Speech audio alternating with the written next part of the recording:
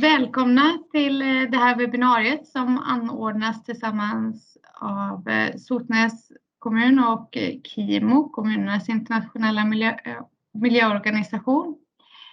Jag heter Pia Bergenholt och är hållbarhetsstrateg i Sotnäs kommun. Och KIMO kan jag nämna först lite kort är ett samverkansorganisation mellan kustkommuner i hela, framförallt runt Nordsjön. Där vi kan samverka kring kust- och havsfrågor utifrån det kommunala perspektivet. Och vi agerar ju tillsammans för ett renare hav där marint skräp och plast i havet är en viktig fråga för oss. Där vi arbetar med allt från påverkansarbete då till mer konkreta åtgärder på den lokala nivån. Så därför är det så bra att kunna arbeta och nätverka kommuner emellan. Och med det sagt så vill jag lämna över ordet till Anna Axelsson. Hej, Anna Axelsson heter jag. Jag kort om mig att jag från början är miljövetare och i somras tog jag examen från ett masterprogram i Göteborg som heter Hav och samhälle, där vi studerar hur vi människor nyttjar havet och kanske framförallt hur vi borde nyttja havet på ett mer hållbart sätt. Och där kommer det här med spökgarn och plast i haven in väldigt bra. Och om ni inte vet vad spökgarn är så kommer ni alldeles strax bli varse. Så jag tyckte det var jättekul att få det här uppdraget av KIMO. Det har resulterat i den här rapporten då, som jag har döpt till den lite dramatiska titeln Det spökar i havet. Och det är en kartläggning av problematiken och insatser kring förlorad fiskeutrustning. Så jag tänker att vi drar igång direkt. Jag tänkte börja med en kort bakgrund. Som jag tror att de flesta är väl medvetna om så är ju marint skräp ett växande problem i våra hav över hela världen. Och i takt med att fiskeverksamheter har intensifierats under 1900- och 2000-talen så har ju mängden fiskeutrustning i haven ökat. Och idag beräknar man att 27% av skräpet i EUs hav är fiskerelaterade.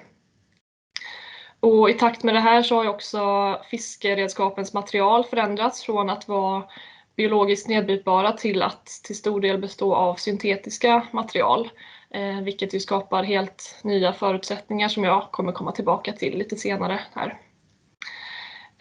Och spökgarn då, det är ju det är en fiskenät som med eller utan avsikt blir kvar i haven och får en rad konsekvenser för omgivande ekosystem.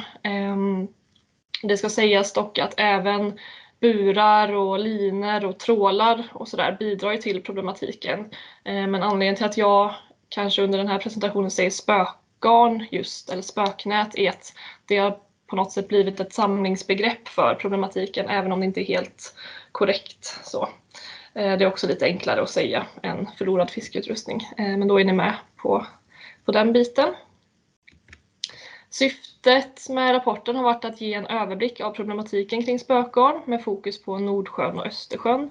Men för att det inte ska bli allt för mörkt så har jag också kikat på cirkulära och hållbara lösningar och vilka möjligheter och utmaningar och framtidsutsikter som är förknippade till dem. Och också vilka aktörer eller föregångare som arbetar på det här området i dagsläget. Jag kan dra frågeställningarna också. I vilken omfattning förekommer förlorade fiskeredskap eller spökgarn? Och vilka är de huvudsakliga konsekvenserna? Vilka hållbara cirkulära och hållbara lösningar finns för att möta problemet? Och hur ser framtidsutsikterna ut gällande insatserna? Och jag besvarar de här frågorna genom främst litteraturstudier, men sen har jag också pratat med en rad aktörer på framförallt västkusten som arbetar med den här frågan på olika sätt. Så jag tänker att jag lägger upp presentationen så att jag besvarar de här frågeställningarna i turordning. Så vi börjar helt enkelt med omfattning. Och i Sverige då så kan man se att problematiken skiljer sig åt beroende på vilken sida av Sverige, alltså vilken kust vi pratar om. Medan nät är det stora problemet i Östersjön och Öresund, så är det framförallt hummertiner eller hummerburar som orsakar problem på västkusten eller utanför västkusten. Och det här sker ju bokstavligen under ytan, och därför är det svårt att med säkerhet ge några exakta siffror, men man beräknar att mellan 5.500 och 10 000 fiskenät går förlorade i Östersjön årligen. Och en siffra som jag har sett på flera ställen vad gäller västkusten är att mellan 3 och 5 000 hummertiner går förlorade årligen. Dock i slutet av den här processen så pratade jag med en aktör som arbetar med att ta upp fiskeutrustning, och han menar att den här siffran på senare år har sjunkit till mellan 1000 och 2000 hummertiner per år. Och det beror på begränsningar i hur många tiner som får sättas ut av fiskarna. Och i vilken omfattning utrustningen gör skada när den väl hamnat i havet beror ju på många olika faktorer. Dels är typ av redskap avgörande, och där ser man att passiva redskap är mer skadliga, och det är till exempel då fiskenät och hummertiner. Så det är sådana som klarar sig själva i havet utan någon konstant energiinsats från fiskaren. Sen är ju även omgivningsfaktorer avgörande, till exempel hur många djur finns i området, hur ser bottenmiljön ut, är det mycket struktur och substrat så fastnar utrustning lättare och sådär. Så det är en rad faktorer som påverkar. Om vi går vidare till effekter, så ekologiskt så är ju ett av de främsta problemen just det passiva fiske som kan fortgå utan att någon tar hand om fångsten. Det är då så kallat spökfiske. Och där är det viktigt att säga just att den här effekten blir dessutom kumulativ, i och med att när ett djur fastnar i utrustningen så blir det som bete åt nästa djur. Och så kan det fortgå under många år om inte någon tar upp utrustningen eller ifall den inte öppnar upp sig eller löser upp sig. Och de aktörer som jag har pratat med menar att de vanligaste djuren att hitta är stora krabbor, humrar och torsk då, bland annat. Men det ska sägas att det är inte bara fisk och skaldjur som påverkas, utan även marina däggdjur och fåglar.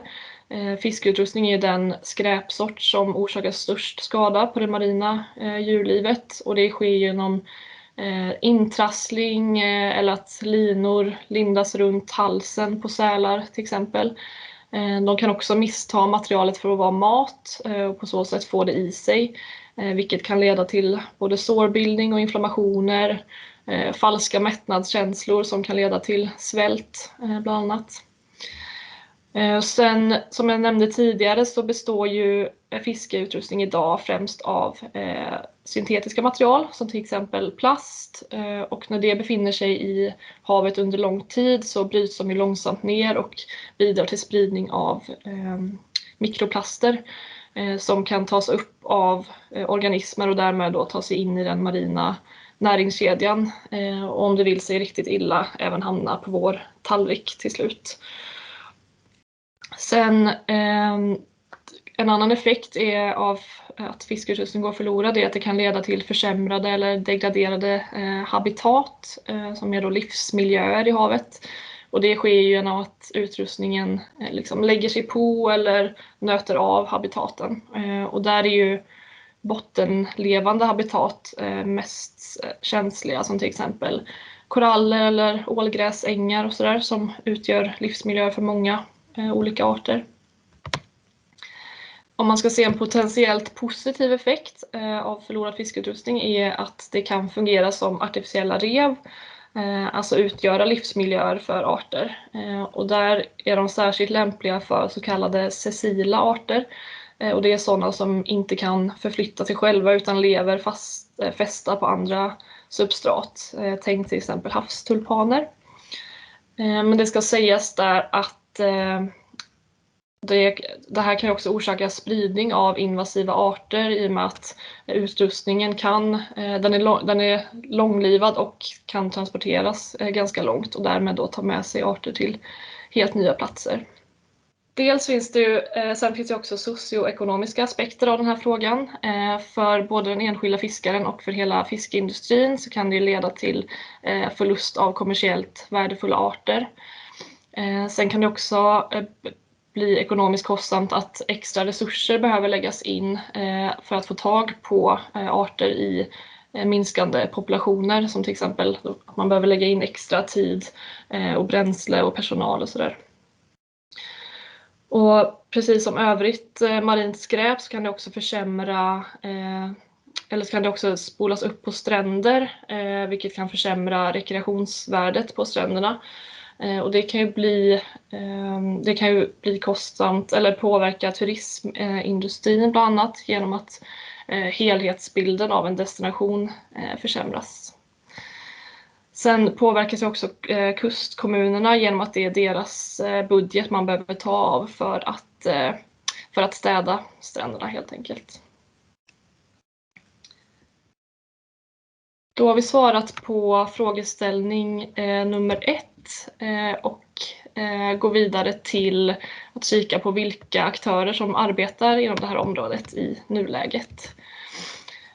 Och där identifierade jag en rad olika aktörer från internationell till lokal nivå. Jag hinner inte behandla dem så utförligt här, men ni kan såklart läsa mer om dem i rapporten som finns att ladda ner på KIMOs hemsida. Internationellt så har vi dels KIMO då, som arbetar som är en samverkansorganisation mellan en rad olika kommuner i olika länder runt Nordsjön. Och där har man bland annat haft projekten Fishing for Litter och Net Cuttings, där man hjälpte hundratals fiskare med insamling av gammal fiskeutrustning. Clean Nordic Oceans är ett avslutat initiativ som syftade till att skapa och sprida kunskap i den här frågan mellan de nordiska länderna. Marlit Baltic var ett initiativ mellan länder kring Östersjön där man bland annat tog fram The Baltic Sea Blueprint som är en guide för hur beslutsfattare kan agera i frågan.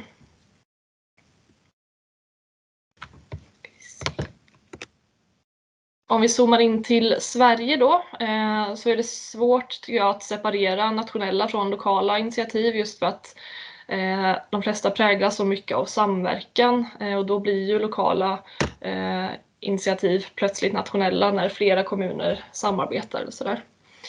Men en viktig samordnande och finansierande aktör är Havs- och vattenmyndigheten. De bedriver bland annat projektet Spiral som syftar till att implementera det nya engångsplastdirektivet från EU som kommer ha stor betydelse för arbetet med förlorad fiskeutrustning. Jag kommer komma tillbaka till det, till dess betydelse allra sist här i presentationen. Sen är även kustkommunerna viktiga spelare. Bland annat en som har tagit täten är Simrishamn. De var bland annat ledande i arbetet med Marlit Baltic och också inblandade i Fishing for Litter. Sen har vi också Sotenäs kommun som bedriver en rad olika projekt i den här frågan. De har bland annat sitt symbioscentrum som på många olika sätt arbetar med cirkularitet. Ett exempel är Fiskereturen som är en tjänst som erbjuder insamling av förlorad fiskeutrustning på runt 10 ställen längs våra kuster. Och det som samlas in via Fiskereturen hamnar till slut på Sotenäs marina återvinningscentral. Och det är den enda återvinningscentralen som, i Sverige i alla fall, som är fokuserade på just marint avfall. Och jag var uppe och besökte dem i somras, vilket var superinspirerande. Man märker att hela deras verksamhet verkligen genomsyras av det här cirkulära tänket och samverkan med olika aktörer. För förutom själva återvinningen så bedriver de också ett innovationsprojekt i form av en testbädd dit företag bjuds in att testa och ta fram nya produkter som det återvunna materialet kan användas till.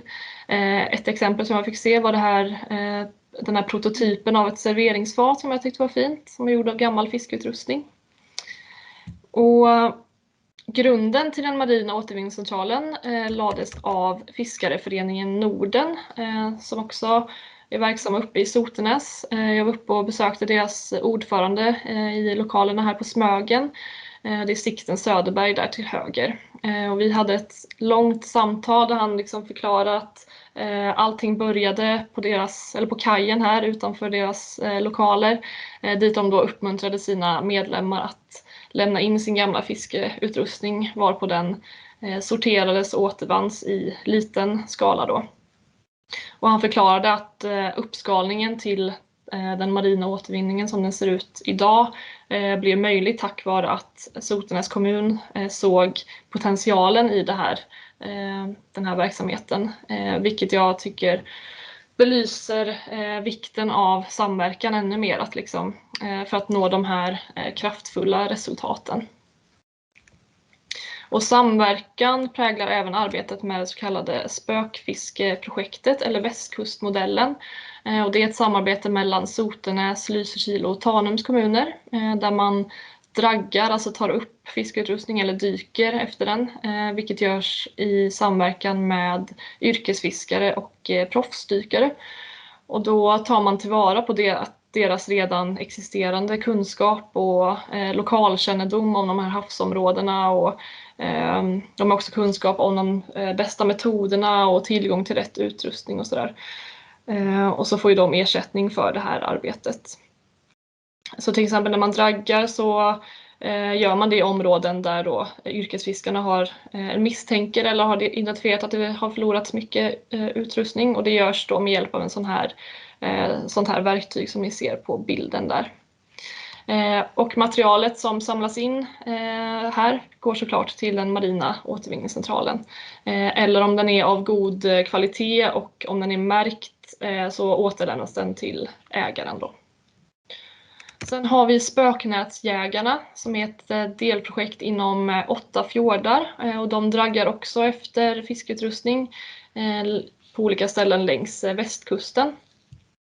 Och under Västerhavsveckan i år fick jag möjlighet att följa med dem ut på en dragning, vilket var superhäftigt. Vi åkte ut strax utanför Stenungsund, bortanför Tjörnbron där.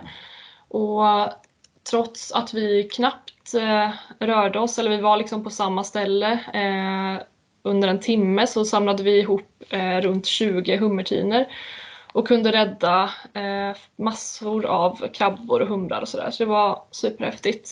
Och de gör så att de går ner med en undervattensdrönare innan de draggar för att se hur bottenmiljön ser ut och sådär.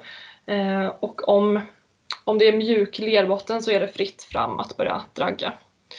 Och de transporterar också materialet till den marina återvinningen efteråt.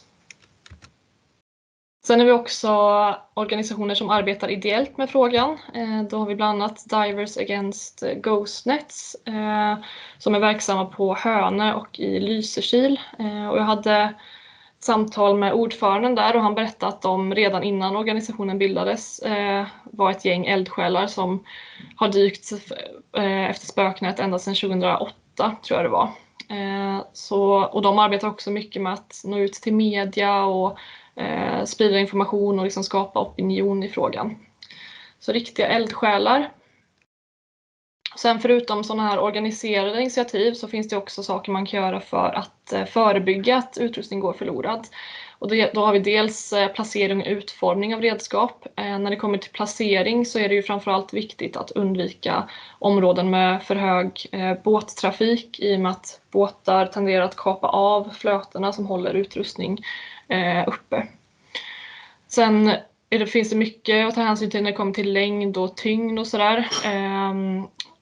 Vad det gäller till exempel hummertiner så ska helst repen som håller dem uppe vara, jag tror det är 10 meter längre än havsdjupet på just det stället. Och när det kommer till tyngd så är det viktigt att, för det finns sådana här billiga, väldigt lätta hummertiner att köpa till exempel, som tenderar att liksom lättare följa med havsströmmar och trassla in sig i varandra och dra ner varandra till botten. Så där är det också viktigt att de har en viss tyngd då. Och när det kommer till material så är det en lite komplex fråga. Vi kommer ju aldrig kunna återgå helt till biologiskt nedbrytbar utrustning, för man vill ju ändå att den ska hålla i längden. Men när det kommer till hummertiner så är det bland annat viktigt då att i alla fall försluta dem med bomullstrådar eller annat material som då efter ett tag löser upp sig. Och om hummertinan går förlorad så möjliggör den då i alla fall flyktvägar för djuren som fastnar efter ett tag. Sen är det också viktigt med fungerande system för rapportering och lokalisering av fiskeutrustning. Då har vi bland annat tjänsten Ghost Guard som Havs- och vattenmyndigheten ansvarar för. Dit man då kan rapportera vart och när man förlorade utrustningen. Sen är det såklart viktigt att vi fortsätter sprida och skapa kunskap kring den här frågan. Det kan ju ses som fundamentet för att vi ska komma till bukt med problematiken. Min uppfattning är dock att kunskapsläget är ganska bra i dagsläget bland både fiskare och myndigheter. Problemet är kanske snarare att den här kunskapen inte avspeglar sig i lagstiftningen. Till exempel skulle vi kanske behöva se över om man kan införa krav på till exempel bomullstrådar i hummertiner eller en viss tyngd på tinerna eller sådär. Så en kort framåtblick tänkte jag avrunda med. Jag har identifierat några faktorer som jag anser eller uppfattar är essentiella för att vi ska komma till bukt med den här problematiken. Dels är det att vi fortsätter städa våra hav och liksom fortsätter stödja sådana projekt som arbetar med att dragga eller dyka efter utrustning.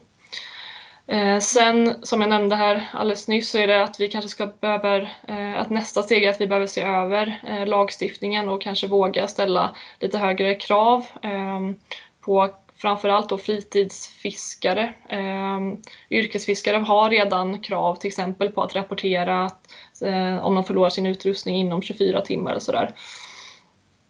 Och sen två andra faktorer är samverkan och cirkularitet, och just samverkan skulle jag säga att samtliga aktörer som jag har pratat med verkligen har insett vikten av.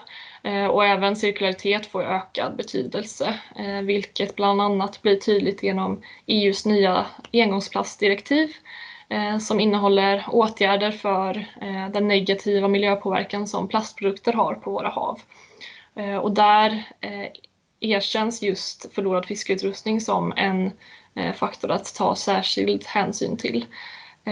Och det kommer bland annat innebära att medlemsländerna, Sverige då bland annat, ska införa ökade ekonomiska incitament för att lämna in fiskeutrustning. Det kommer också innebära ett ökat producentansvar, vilket innebär att det är producenterna som ska ta ansvar och finansiera till exempel miljövänlig avfallshantering, men också konsumentupplysande insatser då. Och där tycker jag till exempel att det här innovationsprojektet vid Sotenäs marina återvinningscentral är ett fint exempel på hur det här kan se ut i praktiken. För där bjuds ju företag in att liksom vara med och verkligen ta det här reella ansvaret att ta fram nya produkter och innovationer för att sluta cirkeln. Så trots att det här är det här med spökfiske och spökgarn är en ganska mörk fråga, så har jag ändå genom mitt arbete fått ett hopp om att den här frågan tas på allvar och att vi åtminstone kommer minska problematiken kommande år. Så det känns bra. Då tackar jag för mig och påminner om att vi måste vara rädda om våra livsviktiga hav. Och det kan jag även hälsa från hela KIMO. Tack så mycket. Tusen tack Anna, det var jätteintressant att se. Ja, samverkan verkar vara nyckeln för att vi ska nå ett cirkulärt samhälle. Ja, tack så mycket. Det är jag från Sotenäs och KIMO. Tack så mycket.